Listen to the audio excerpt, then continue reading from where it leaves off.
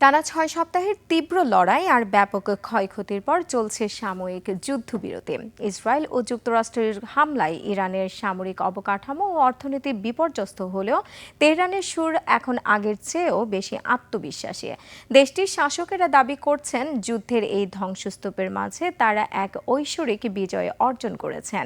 এদিকে আলোচনার টেবিলে নমনীয় হওয়ার বদলে ইরান এখন হাজির হয়েছে এক গুচ্ছ দাবি নিয়ে। নাইম আহমেদের আরও একটি রিপোর্টে বিস্তারিত। I am Ox.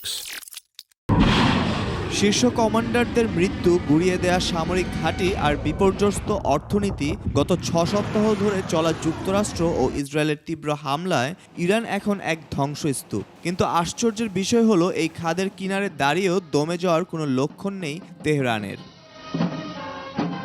বিশ্লেষকদের মতে ইসলামী প্রজাতন্ত্র ইরানের কাছে এই যুদ্ধে টিকে থাকাটাই এক বিশাল বড় জয়। ১৯৭৯ সালের বিপ্লবের পর যে প্রতিরোধের আদর্শ নিয়ে তারা ক্ষমতায় এসেছিল, বর্তমান পরিস্থিতিতে তাকেই সত্য বলে প্রতিষ্ঠিত করতে চাইছে শাসকেরা। ইরান মনে করছে তারা বিশ্বের দুই পরাশক্তিকে কাবু করতে পেরেছে। তাদের কাছে এটি কেবল রাজনৈতিক বিজয় নয়, বরং একটি ঐশ্বরিক বিজয়। যদিও ইরানের নৌ ও বিমান বাহিনী বড় ধরনের ক্ষতির মুখে পড়েছে, তবুও তাদের হাতে রয়েছে বিশ্ব অর্থনীতির নাটাই হরমুজ প্রণালী। বিশ্বের মোট তেলের ১/৫ সরবরাহ হয় এই পথ দিয়ে। এই জলপথের উপর কার্যকর নিয়ন্ত্রণ বজায় রাখাটাই এখন তেহরানের প্রধান কৌশল।